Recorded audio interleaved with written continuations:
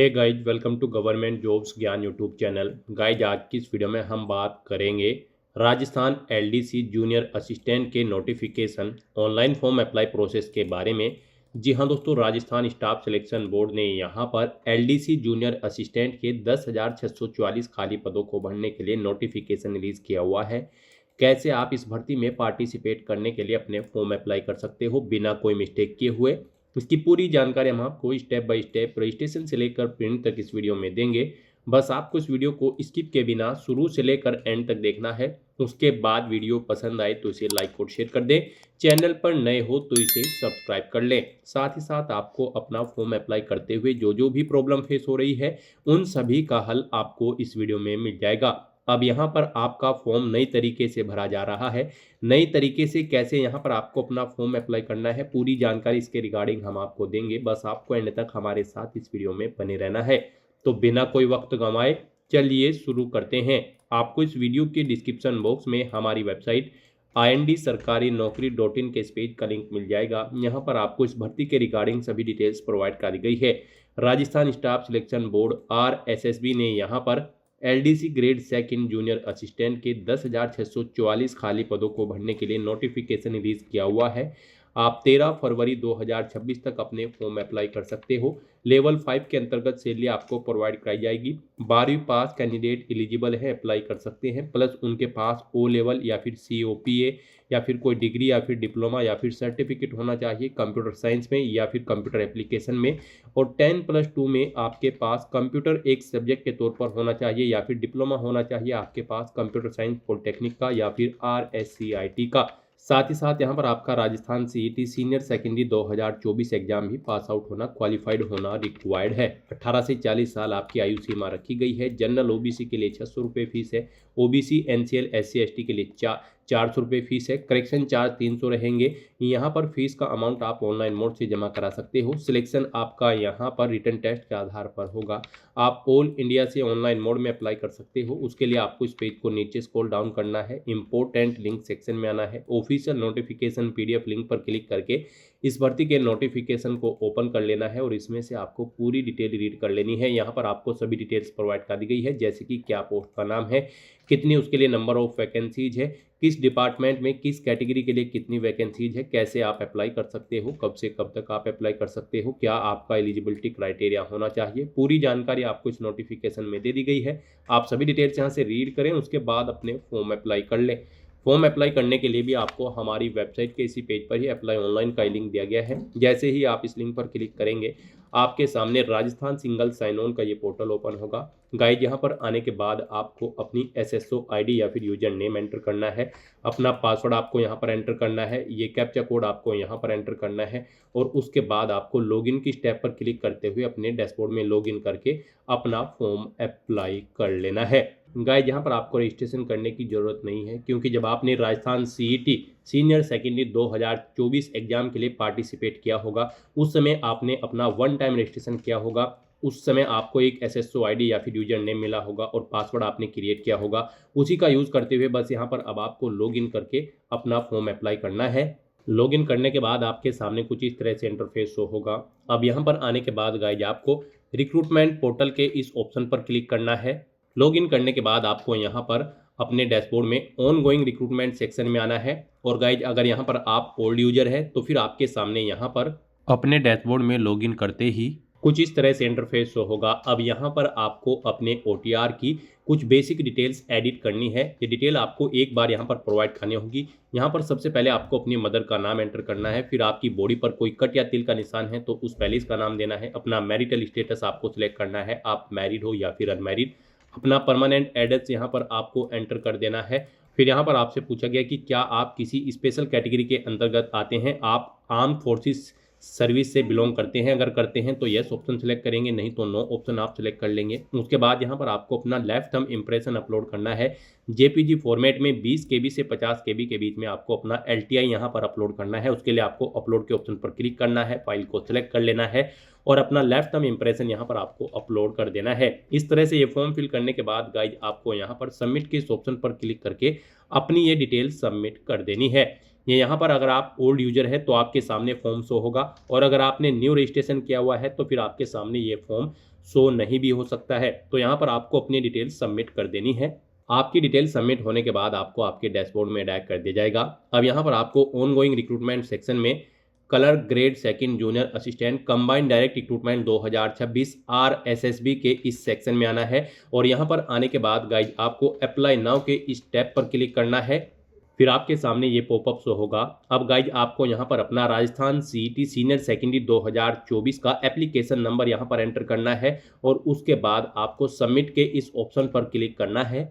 फिर आपके सामने कुछ इस तरह से इंटरफेस शो होगा। अब आपको यहाँ पर दोबारा से colour grade second and junior assistant के इस टैब पर क्लिक करना है और उसके बाद यहाँ पर आपके सामने कुछ इस तरह से इंटरफेस ओपन हो जाएगा। यहाँ पर आपका एप्लीकेशन फॉर्म स्टार्ट हो चुका है। कुछ चीज़ें यहाँ पर आपको ऑटोमेटिकली फिल मिल गई है जो आपके रजिस्ट्रेशन टाइम पे आपने प्रोवाइड कराई थी, वो यहाँ पर आपको कुछ चीज़ें ऑटोमेटिकली फिल मिल गई है। अब यहाँ पर आने के बाद बस आपको अपनी माता का नाम यहाँ पर एंटर करना है। फिर यहाँ पर आपको अपनी श्रेणी सिलेक्ट कर लेनी है। आप किस श्रेणी से बिलोंग करते हैं। राजस्थान स्टेट से अलग कैंडिडेट अगर अप्लाई करते हैं तो केवल जनरल कैटेगरी कैंडिडेट अप्लाई कर सकते हैं। फिर यहाँ पर अगर आप विशेष दिव्यांगजन श्रेणी के अंतर्गत आते हैं तो यहाँ पर आप ऑप्शन सिलेक्ट करें किस दिव्यांगजन श्रेणी के अंतर्गत आप आते हैं। नहीं आते हैं तो यहाँ पर आप नॉट एप्लीकेबल ऑप्शन सिलेक्ट कर लें। उसके बाद यहाँ पर आपको उप विशेष दिव्यांगजन श्रेणी सिलेक्ट करनी है अगर आप दिव्यांगजन श्रेणी के अंतर्गत आते हो।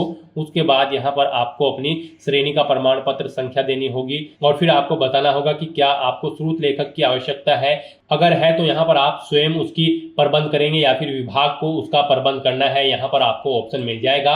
और गाइस अगर आप यहाँ पर विशेष दिव्यांगजन श्रेणी के अंतर्गत नहीं आते हो तो फिर आगे के ये ऑप्शन आपको यहाँ पर डिसेबल्ड कर दिए जाएंगे। उसके बाद यहाँ पर आपको अपना रिलीजन सिलेक्ट करना है, अपनी वैवाहिक स्थिति मैरिटल स्टेटस आपको बताना है, आप मैरिड हो या फिर अनमैरिड हो या फिर डाइवोर्स हो, आप अपने अकॉर्डिंग ऑप्शन सिलेक्ट करें।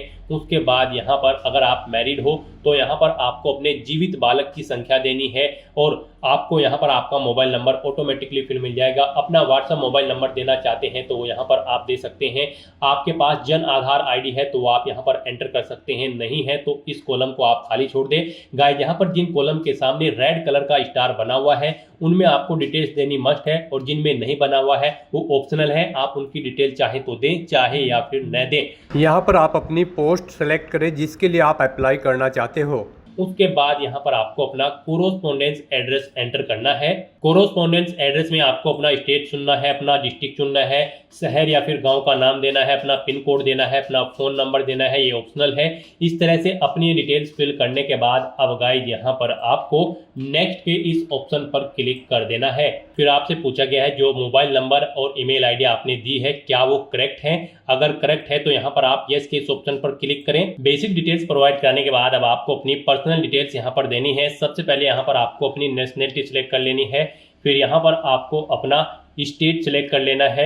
उसके बाद यहाँ पर आपको अपना डिस्ट्रिक्ट सिलेक्ट कर लेना है। फिर आपसे पूछा गया है कि क्या आप इंडिया में कहीं बाहर से सेटल्ड हुए हैं। अगर हुए हैं तो आप यहाँ पर यस करें और फिर किस देश से आप सेटल्ड हुए हैं उस देश का नाम आप यहाँ पर सिलेक्ट करें और अगर आप इंडिया से ही हैं तो यहाँ पर आपको नो ऑप्शन सिलेक्ट करना है। उसके बाद आपसे पूछा गया है कि क्या आप भूतपूर्व सैनिक हैं। अगर हैं तो आप यहाँ पर यस ऑप्शन सेलेक्ट करें और फिर अपना सर्विस का स्टेटस बताएं, आप रिटायर्ड है या फिर सर्विस पर हैं। अगर सर्विस पर है तो फिर यहाँ पर आपको अपना NOC लेटर नंबर देना है।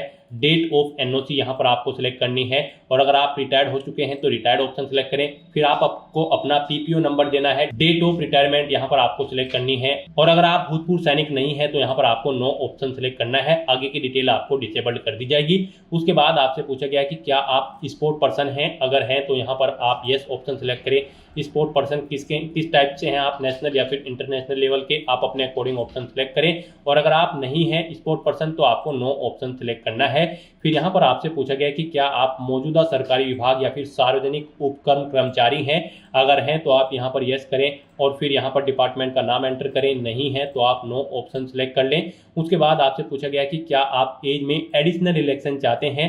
अगर यहाँ पर एडिशनल इलेक्शन एक्स प्रिजनर यानी कि जेलर को मिलेगा, NCC कैडेट इंस्ट्रक्टर को मिलेगा, आर्मी कैंडिडेट को मिलेगा। यहाँ पर अगर आपको नहीं चाहिए एज में इलेक्शन तो फिर आपको नॉट एप्लीकेबल ऑप्शन सिलेक्ट करना है। इस तरह से अपनी ये डिटेल फिल करने के बाद अब आपको नेक्स्ट के इस ऑप्शन पर क्लिक कर देना है। नेक्स्ट आपके सामने कुछ इस तरह से इंटरफेस शो होगा। यहाँ पर अब आपसे कहा गया है आपका सेकेंडरी और सीनियर सेकेंडरी का डाटा अवेलेबल नहीं है। अगर अवेलेबल होगा तो फिर यहाँ पर आपको ऑप्शन मिल जाएंगे, और अगर अवेलेबल नहीं है तो यहाँ पर गाइज अब आपको ओके के इस ऑप्शन पर क्लिक करना है। नेक्स्ट आपके सामने कुछ इस तरह से इंटरफेस शो होगा। गाइज यहाँ पर अब आपको अपनी डॉक्यूमेंट डिटेल्स प्रोवाइड करनी है। यहाँ पर अब आपके एसएसओ के जो पोर्टल से फॉर्म भरे जा रहे हैं उनमें अब आपको अपनी डॉक्यूमेंट डिटेल्स अपडेट करनी होगी। उसके बाद यहाँ पर आप फॉर्म भर पाएंगे। यहाँ पर अब आपको अपनी डॉक्यूमेंट डिटेल अपडेट करने के लिए सबसे पहले अपना नाम एंटर करना होगा। जैसे ही आप इस बॉक्स में अपना कर्सर लाएंगे यहाँ पर आपको कीबोर्ड शो हो जाएगा। आपको हिंदी में अपना नाम एंटर करना होगा, अपने फादर का नाम एंटर करना होगा, अपनी मदर का नाम एंटर करना होगा,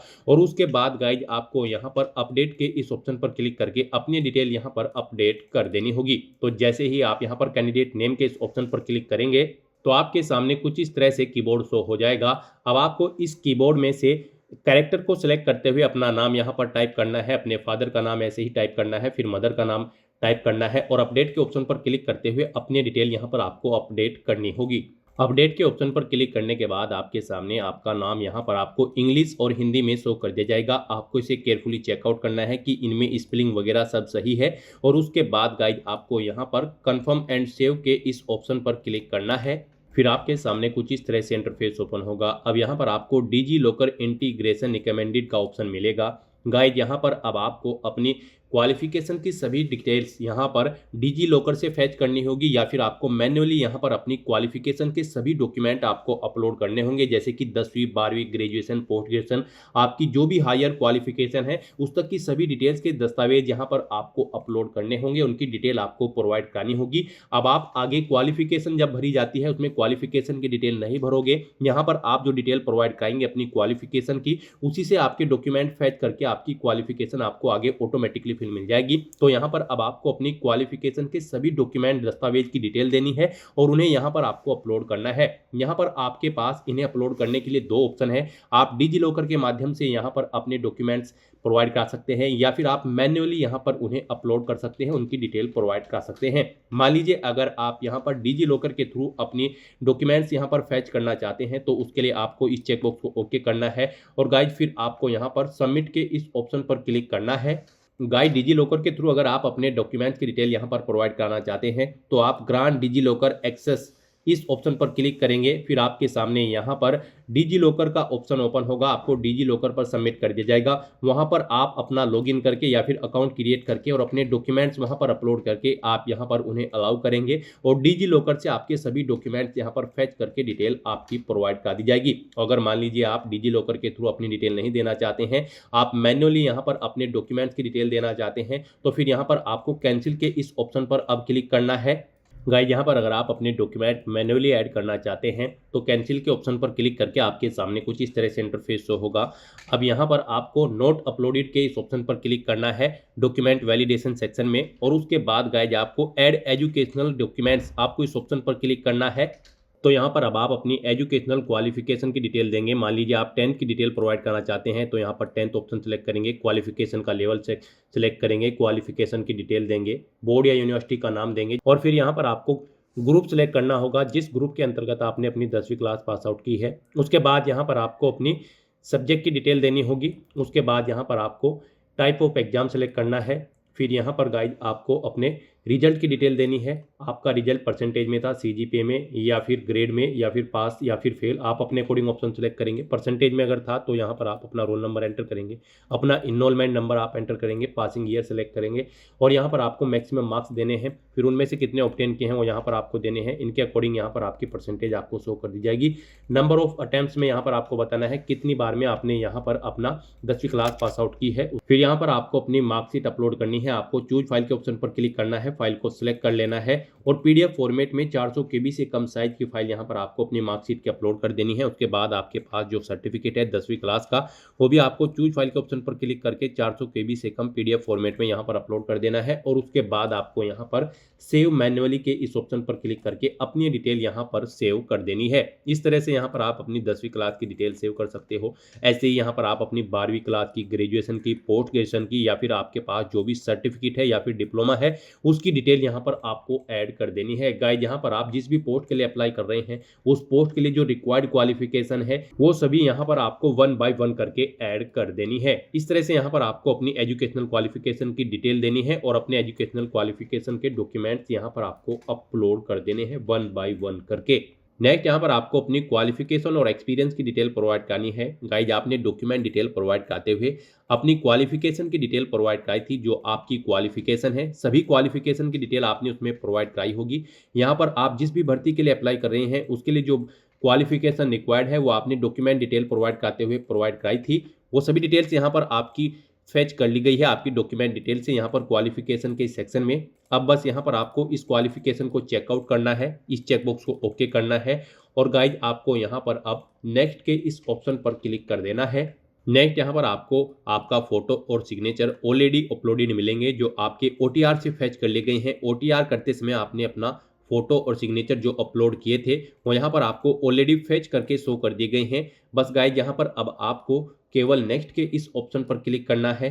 नेक्स्ट यहाँ पर आपको अपनी प्रेफरेंस प्रोवाइड करनी है। यहाँ पर आपको सिलेक्ट करना है आप जिस नंबर पर प्रेफरेंस देना चाहते हैं उस ऑप्शन को उस नंबर पर सिलेक्ट करें। यहाँ पर 1 बाय 1 करके आपकी प्रेफरेंस ऐड हो जाएगी। यहाँ पर आप जिस ऑप्शन को जिस नंबर पर सिलेक्ट करेंगे उस नंबर पर आपकी प्रेफरेंस यहाँ पर सेट हो जाएगी। इस तरह से अपनी प्रेफरेंस प्रोवाइड करने के बाद फिर आपको यहाँ पर नेक्स्ट के इस ऑप्शन पर क्लिक करना है। नेक्स्ट आपको आपके एप्लीकेशन फॉर्म का पूरा प्रीव्यू शो कर दिया गया है। आपको सभी डिटेल्स केयरफुली चेकआउट करनी है। पेज को नीचे स्क्रॉल डाउन करना है, डिक्लेरेशन सेक्शन में आना है, इस चेकबॉक्स को आपको ओके करना है।